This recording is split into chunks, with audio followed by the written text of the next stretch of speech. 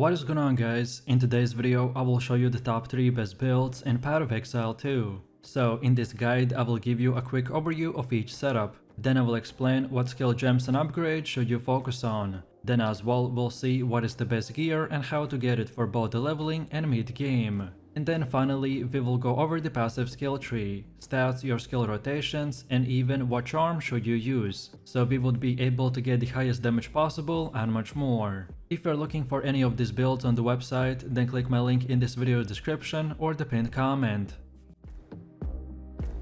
This setup is the Spirit Minion build, which summons bunch of raging spirits by casting the Flame Wall for the offense. And then also for defense, we get to command a minion army. So unlike most other builds where you only command or cast spells, well, in this one we get to do both, and thus increase our DPS even higher. By using specific gear and building our skill tree around nodes like the Power of the Dead, Fear the Dead, Silent Guard, and many more, it will enable us to upgrade our minions and projectile area and damage. So if you're ready to explode anyone and everyone that stands in our way, while also getting a skeleton army that follows and protects you, then let's get right into it. So let me show you the build, and for the main class we have chosen to go with the Witch, and the Ascendancy is the Infernalist.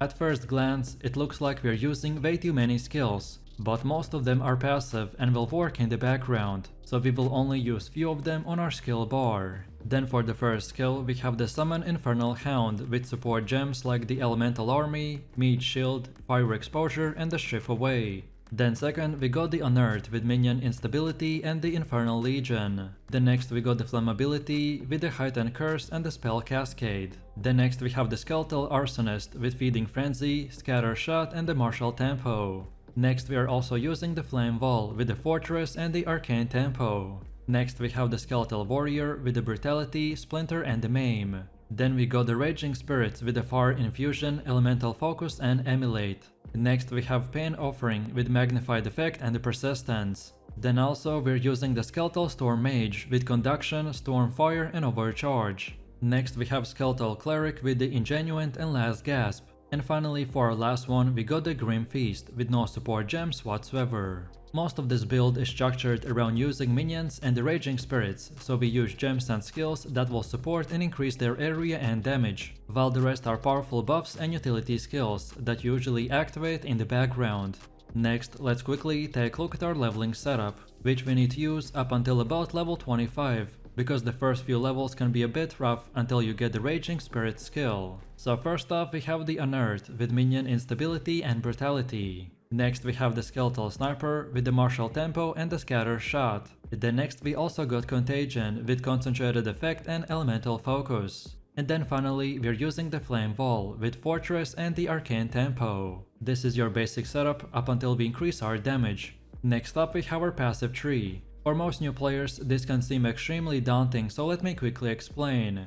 In very simple terms, every character is granted one passive skill point every time they level up, and are sometimes even granted more for completing certain quests. We have 3 node types, so small nodes, notable nodes, and keystones. All of them act as checkpoints that you want to reach and make a path to build around a specific playstyle. So let's take a look at our setup, and we want to start at the spell and minion damage node, and make our way like this while on our way grabbing the Raw Destruction and the Power of the Dead. Then now let's go to the right and get these 2 red nodes and then these 2 more blue ones. Then after that we want to circle back a little and make our way all the way to here to get the pure energy, which will increase our defense, which we desperately need in the early stages. Then now let's go again back to the top, but this time take the left side, and then from here we want to take all of these half circles, so we could get the Essence Infusion, then the Growing Swarm, and also the Dispendable Ward. And now from here just make your way all the way to the top of the right side.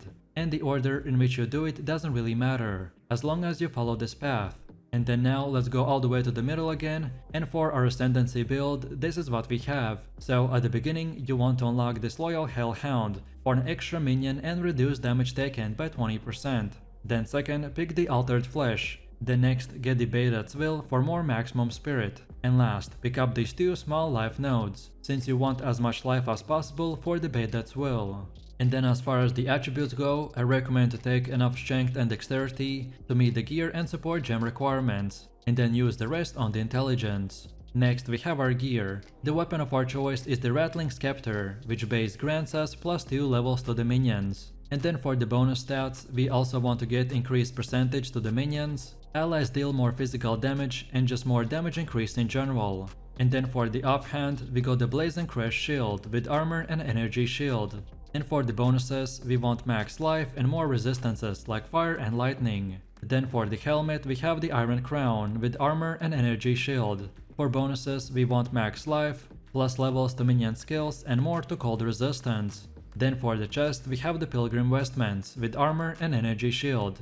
For the extras, we want max life, more to spirit and fire resistance. Then for the belt, we have the Rawhide Belt with increased life recovery to flasks. And for bonuses, we want max life, fire and cold resistance. Then for gloves, we got the Torn Gloves with max life, fire and cold resistance. Then for boots, we're using the Straw Sandals with energy shield, and for bonuses, we want increased movement speed, max life and cold resistance. Then for the first ring, we got the Sapphire Ring with cold resistance, and for more, we want max life and attributes like the Strength, Dexterity and Intelligence. While on the second one, we got the Ruby Ring with fire resistance, and for more, we want max life, dexterity and intelligence. And then finally for the amulet, we got the Jade Amulet with dexterity, max life, more to spirit and plus levels to minion skills.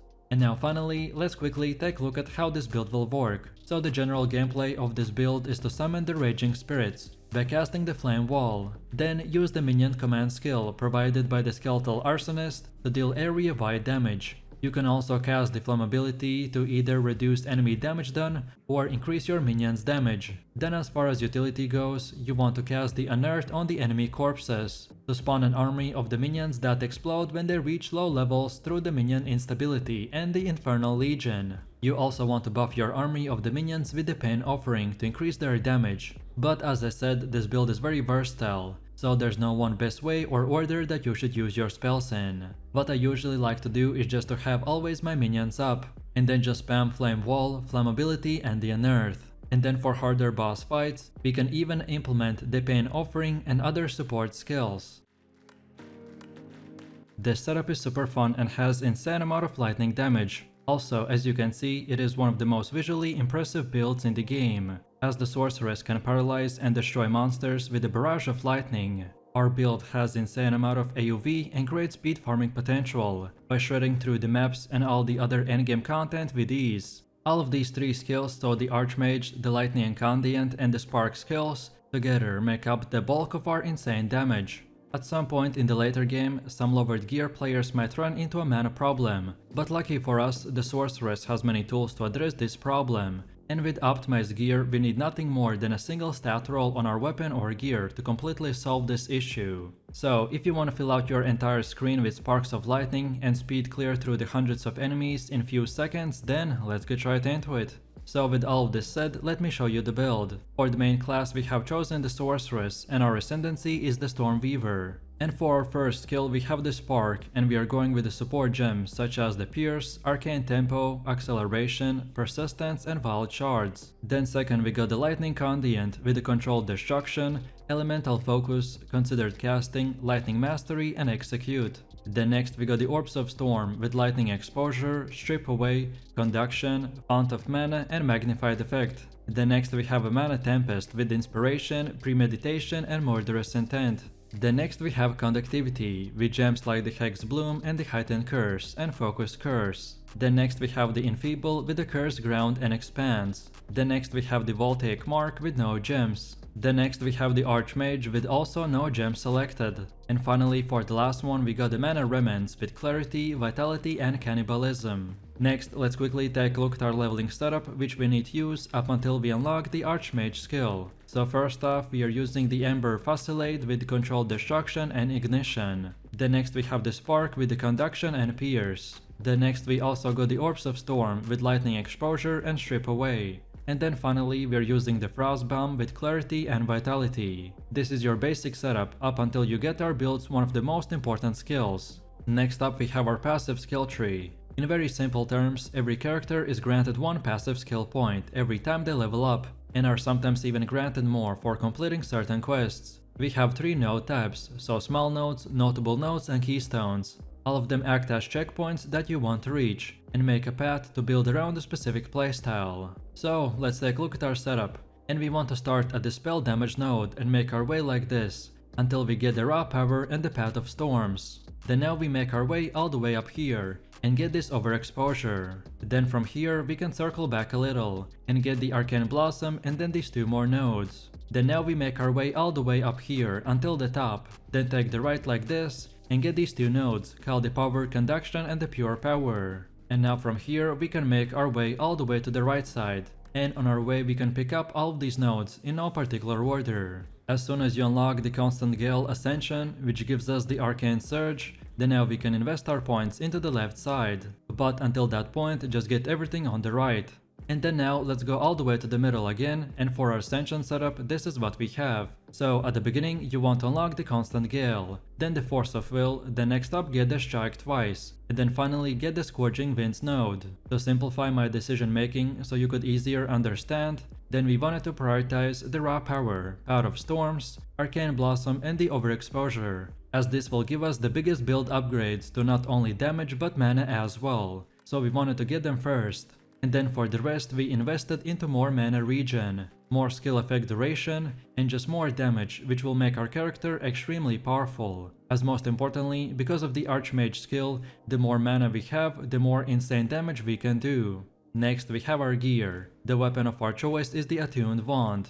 And you don't have to, but if you can, then get some of these bonus stats like increased spell damage and lightning damage to attacks. Also, extra mana stat could be helpful as well. Then for the helmet we have the Coral Circlet with Energy Shield, and for the bonus stats get the Maximum Life, Fire Resistance and Cold Resistance. Then for the chest we have the Bone Raiment with Energy Shield, percentage increase to max Energy Shield and the Fire and Cold Resistance. Then for the belt we have the Ornate Belt with reduced charm charges, maximum Energy Shield and Fire or Cold Resistance. Then for the gloves we got the Jeweled Gloves with Energy Shield, and for the bonus stats get the Maximum Life, Maximum Energy Shield and Fire or Cold Resistance. Then for boots we are using the Feathered Sandals with Energy Shield, and for the bonus, at this time you 100% only want this, and it is as high movement speed as possible. Then for our first ring we got the Ruby Ring with Fire Resistance, and for the extras we want any other type of resistances like the lightning and etc. While on the second one we got the Sapphire Ring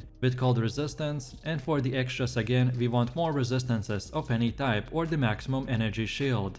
And then finally for the amulet we got the Azure Amulet with increased mana regeneration, and for the extras we have Maximum Energy Shield. As the game just launched, so this is the starter setup, which should be more of an example of what stats and prefixes to look for. Your weapon is the most important upgrade, so prioritize any type of flat damage or increased attack speed. Specifically, the lightning damage roll will be the most important one, as your skills themselves do a lot of conversion. And then for defenses, make sure that you're regularly updating the base type of your gear, so prioritize Energy Shield, Maximum Life, and any type of resistance that you can. Also, movement speed on boots is a good option as well.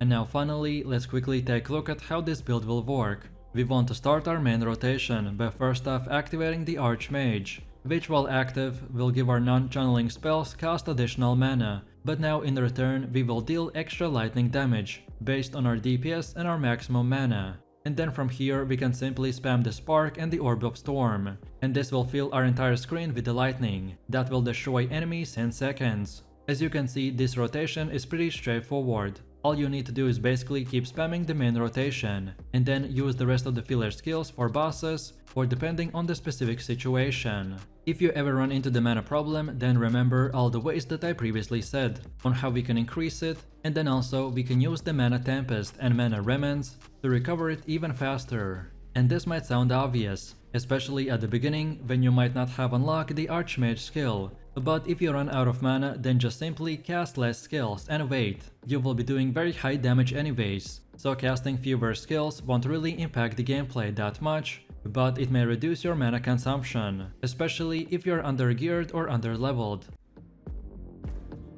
This setup is the Gas Grenade build that has very high movement speed, along with the Lightning Warp to teleport around even faster. So we will be exploding our gas grenades with explosive shot for large amounts of damage. That will help us to clear big amount of groups in just few seconds. By using specific gear and building our skill tree around nodes like the cluster bombs, point blank and many more, will enable us to upgrade our grenades and projectile area and damage. So if you're ready to explode anyone and everyone that stands in our way, then let's get right into it. So with all of this said, let me show you the build. For the main class we have chosen to go with the Ranger and our ascendancy is the Deadeye. Then for the first skill we have the Explosive Shot, with support gems such as the Double Barrel, Scatter Shot and the Nimble Reload. Then second we got the Gas Grenade with the Fire Infusion, Inspiration and the Martial Tempo. Then next we got the Oil Grenade with Encumbrance and the Strip Away. Then next we have Wind Dancer with the Clarity and Precision. Next we are using the Blasphemy with the Flammability and the Magnified Effect. Next we are using the Lightning Warp with the Overcharge and the Persistence. And finally for the last one, we got the Ball Lightning with the Acceleration and the Arcane Tempo. Most of this setup is structured around using both of the grenade skills, so we use gems and skills that will support and increase their area and damage, while the rest are powerful filler skills for utility that we can use until our main rotation comes back up. Next, let's quickly take a look at our leveling setup, which we need to use up until about level 25, where we get the Gas Grenade skill and unlock the Cluster Bombs node in the skill tree. So first off we have the Lightning Arrow with the Martial Tempo and the Lightning Infusion. Then next we got the Lightning Rod with the Scatter Shot and the Magnified Effect. Then next we also got the Escape Shot with Concentrated Effect and the Deep Freeze. And then finally we are using the Wind Dancer with the Clarity and Precision. This is your basic setup up until we increase our explosive damage. In the early stages of progression, we're using the Lightning Arrow and the Rod for AoE damage, while the Escape Shot and the Wind Dancer are for mobility and utility. Next up we have our passive skill tree. For most new players, this can seem extremely daunting, so let me quickly explain. In very simple terms, every character is granted one passive skill point every time they level up, and are sometimes even granted more for completing certain quests. We have 3 node types, so small nodes, notable nodes and keystones, and all of them act as checkpoints that you want to reach and make a path to build around a specific playstyle. So let's take a look at our setup, and our main goal at the start is to reach this Cluster Bombs node. So we start here at the first evasion node, and make our way like this to the left, while on our way grabbing the Blur, Remoteless and the Volatile Cataclysm. And then from here we keep going down until we reach the circle and then get our Cluster Bombs. This node is very important to get early on, as this is exactly what allows the Deadeye to start scaling well enough to use over other beginner skills. So then when that is done, then now we want to circle back to the beginning and get most of these nodes like the Honed Instincts, Clean Shot and the Vile Wounds. Then again let's go back on where we left off and get this entire circle while also grabbing this Overwhelm. And now finally from here, just make your way all the way to the end, and the order in which you do it doesn't really matter, as long as you follow this path. And then now let's go all the way to the middle again, and for Ascension setup this is what we have. So at the beginning you want to unlock the Projectile Proximity specialization and choose this point blank version. Then now take this Endless Munitions, and then from here just unlock this whole entire path. Next we have our gear. The weapon of our choice is the Advanced Bombard Crossbow with increased crit chance and speed.